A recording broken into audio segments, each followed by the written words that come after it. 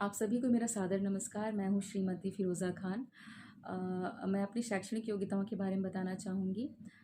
मैंने English, Hindi, economics और समाजशास्त्र में एमए किया हुआ है।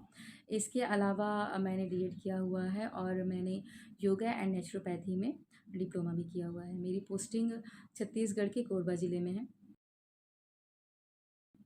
जैसे हम छत्तीसगढ़ का नाम सुनते हैं तो एक आदिवासी संस्कृति की झलक हमारे ज़हन में ज़रूर आती है। मैं आपको बताना चाहूँगी कि कोरबा का नामकरण भी यहाँ की जो विशेष पिछड़ी जनजाति पहाड़ी कोरवा हैं, उसके आधार पर ही रखा गया है। जो मुख्य रूप से कोरबा जिन बातों के लिए फ़ेमस है, उनमें है यहाँ का कोयला।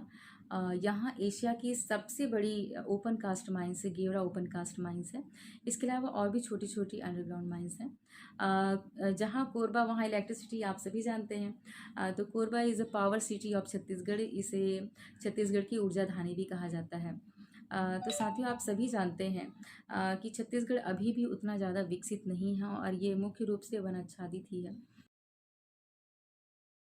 मेरी पोस्टिंग छत्तीसगढ़ के कोरबा ज़िले में करतला ब्लॉक के प्राथमिक शाला बनियापारा में है, जहाँ मैं एज अ हेड मास्टर 10 सालों से काम कर रही हूँ।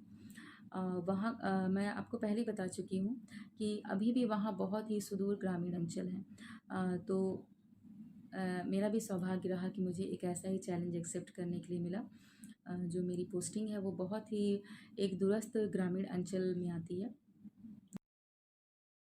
तो जब मैं वहाँ गई थी तो मैंने मुख्य रूप से जो 3 प्रॉब्लम्स को समझा था, उनमें से सबसे फर्स्ट था कि बच्चे बिल्कुल भी रेगुलर नहीं थे और बच्चे बिल्कुल भी क्लीन होके नहीं आते थे और मुख्य रूप से जो सब्जेक्ट में जो है इंग्लिश और मैथ्स में बहुत ही ज़्यादा प्रॉब्लम थी। हम सभी टीचर्स हैं और हम जानते हैं कि शहरी क्षेत्र और ग्रामीण क्षेत्र में पढ़ाने में बहुत ही ज़्यादा डिफरेंस होता है। शहरी क्षेत्र में क्या होता है कि पेरेंट्स पढ़े लिखे रहते हैं, वो एजुकेशन के महत्व को समझते हैं और बच्चों को उस तरफ फोकस करते हैं और बच्चों को पेरेंट्स से भी सपोर्ट मिल जाता है। लेकिन वहीं अगर बात की जाए ग्रामीण क्षेत्र की तो यहाँ पे जो बच्चा होता है टोटली टीचर पे डिपेंड होता है और जो उसके पेरेंट्स होते हैं वो उतना ज़्यादा सपोर्ट नहीं कर पाते हैं, तो यहाँ पे टीचर्स के लिए बहुत ज़्यादा चैलेंजिंग हो जाता है। तो इसमें इतना ज़्यादा हमें एफ़र्ट लगाने की ज़रूरत रहती है कि कैसे हम अपने क्या-क्या इनोवेशन करें कि बच्चों को अच्छे से हम सिखा सकें। तो अपने तरफ से हम बहुत सारे टीएलएम वगैरह का यूज़ करते थे और काफ़ी हद तक उसमें सुधार हो भी रहा था।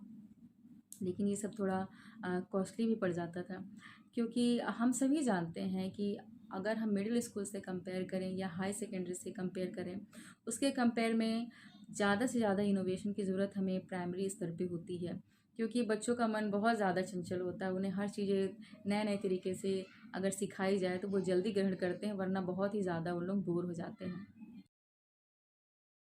कि श्री अरविंदो सोसाइटी के माध्यम से जो हमें ट्रेनिंग दी गई थी तो उसमें हमने ये अनुभव किया कि हमें बहुत सारे आइडियाज़ मिले जिसमें सबसे मुख्य बात ये थी कि वो बिल्कुल ज़ीरो इन्वेस्टमेंट में थी। तो ये कितनी कितनी अच्छी बात है कि बच्चे नए तरीके से सीख भी रहे हैं और बिल्कुल फ्री है। तो ये और ज़्यादा इफ़ेक्टिव लगता है, उसे हम जल्दी अच्छे से अप्लाई भी कर पाते हैं। तो मैंने जो मुख्य रूप से जिन-जिन चीज़ों को अप्लाई किया अपने स्कूल में और उससे जो-जो हमें फ़ायदा हुआ, मैं वो आप लोगों से शेयर करना चाहूँगी, ताकि ये वीडियो जो-जो भी देखें तो वो इन छोटी-छोटी बातों को अगर अप्लाई करेंगे तो उनसे रिज़ल्ट जो है बहुत अच्छा आएगा। तो सबसे पहले अभी जो इस पैंडेमिक के दौरान हमें जिस चीज़ से फ़ायदा हुआ है वो मैं बताना चाहूँगी। जो इनोवेटिव पाठशाला है ऐप, उसे ज़रूर डाउनलोड करना चाहिए क्योंकि इसमें ना बहुत सारे ऐसे आइडियाज़ दिए गए हैं जो बच्चों को बहुत ही ज़्यादा फ़ायदा पहुँचाते हैं। इसमें सबसे अच्छा मैं बताना चाहूँगी मुझे जो लगा, जिसमें ग्रिड गेम दिए हुए हैं। हर लेसन की पुनरावृत्ति के लिए बहुत ही अच्छा है। उसमें हर क्वेश्चन को इतना अच्छा दिया गया है कि बच्चे उसमें खेल-खेल कर ही सीख जाएँगे। अगर उसने लेसन को एक बार पढ़ा है, तो ग्रिड गेम में जाएँगे तो उन्हें बहुत तरह के उसमें पैटर्न मिलते हैं, उसे क्लिक करते जाते हैं। जैसे कि आप लोग उसको डाउनलोड करेंगे तो आप लोग खुद समझ जाएँगे। वो बहुत ही ज़्यादा फ़ायदा उससे बच्चों को मिला है। ये तो हो गई अभी की बात। स्कूल के टाइम पे ये हमें किस तरीके से फ़ायदा पहुँचाया और कौन-कौन से इसके जो आइडियाज़ हैं, क्योंकि ये तो पूरा एक संग्रहण है, इसमें बहुत सारे ऐसे आइडियाज़ हैं। तो इसमें से उन किन सारे मैंने जो है आइडियाज़ को अपने स्कूल में अप्लाई किया, तो वो मैं आपसे शेयर करना चाहूँगी। तो इसमें मुझे सबसे अच्छा लगा था वो है थीम बेस्ड जो अटेंडेंस था वो। तो टीचर्स हम सभी जानते हैं कि हमको अटेंडेंस तो स्कूल में लेना ही रहता है। तो कितना अच्छा हो कि अटेंडेंस के टाइम से ही हम लोग सीखने और सिखाने की चीज़ को जो हम लोग कर सकते हैं इसमें। वो किस तरीके से किया गया मैं आपको बताती हूँ। जैसे हमने कल सपोज़ हमने जैसे फ्रूट्स के बारे में पढ़ाया है। अब उसकी देखिए इससे पुनरावृत्ति भी हो जाती है। अटेंडेंस तो हमको लेना ही है।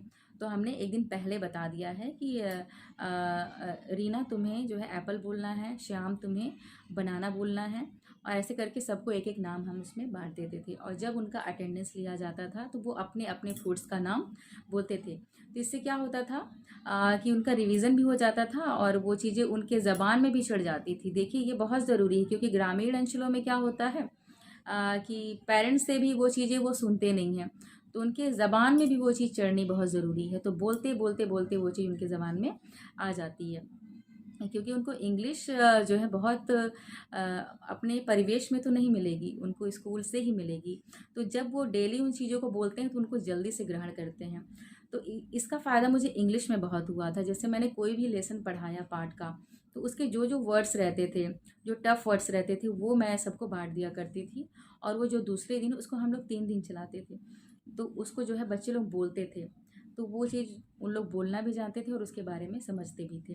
तो इस तरीके से जो थीम बेस्ड अटेंडेंस है, तो ये बहुत ही अच्छा एक ज़ीरो इन्वेस्टमेंट का एक इनोवेशन था हमारे स्कूल के लिए।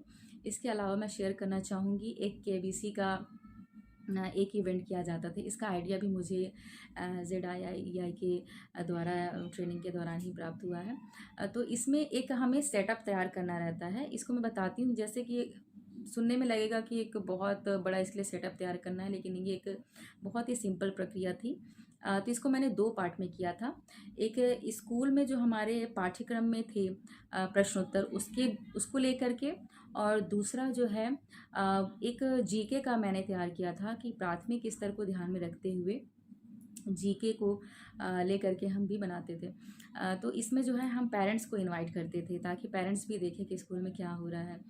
तो एक कार्डबोर्ड से हम एक लैपटॉप की शक्ल दे करके बनाते थे। एक तरफ स्टूडेंट्स रहते थे, एक तरफ हम लोग रहते थे, दोनों तरफ जो है क्वेश्चंस रहते थे, और बच्चों से क्वेश्चंस पूछा जाता था, वो उनका रिप्लाई करते थे। ये एक बहुत ही अच्छा इवेंट होता था, और इसका मोस्टली पेरेंट्स भी वेट करते थे, क्योंकि उन्हें भी अपने बच्चों की परफॉर्मेंस देखने को मिलती थी, बच्चों में कॉन्फिडेंस भी बिल्डअप होता था। तो ये एक केबीसी वाला थीम मुझे वहाँ से मिला, जो कि बहुत इंटरेस्टिंग था। इसके अलावा मैं बताना चाहूँगी कि आवर विलेज आवर वर्ल्ड एक ऐसा भी है।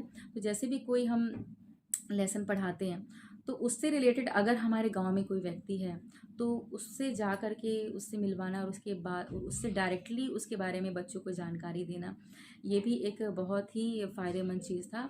बच्चों को डायरेक्ट उनसे जानकारी मिलने से अपनी शिक्षा को वो परिवेश से भी जोड़ पा रहे थे।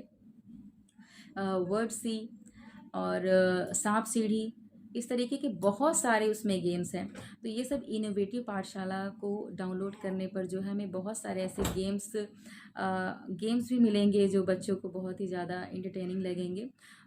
तो अ, जो मुख्य रूप से देखिए मैंने क्या क्या बताया आपको, ग्रिड गेम बताया, थीम बेस्ड अटेंडेंस बताया, ऐसे बहुत सारी चीज़ें हैं जो ZII के ट्रेनिंग के दौरान हमें जो है सीखने को मिले।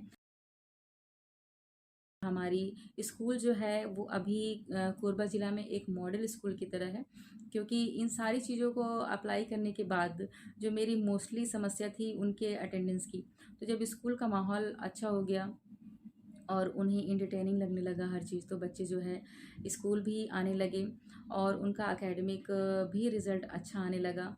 तो इस तरीके से हमारे स्कूल को एरिया का मॉडल स्कूल भी कहा जाता है। और तो मैं सारे टीचर्स से ये शेयर करना चाहूँगी कि इनोवेटिव पाठशाला को ज़रूर डाउनलोड करें, और इससे क्योंकि बच्चों को सीखने सिखाने में एक बहुत ही अच्छा सपोर्ट मिलेगा। टीचर्स को भी बहुत सपोर्ट मिलता है, क्योंकि इसमें अगर हमको लेसन प्लान वगैरह भी बनाना होता है तो भी काफ़ी इजी पड़ता है, और बहुत सारे एक लेसन को और हम किस किस पैटर्न से पढ़ा सकते हैं, ये चीज़ भी हमको देखने को मिलती है। तो यही इतना बात करके मैं अपनी वाणी को विराम देना चाहूँगी। धन्यवाद।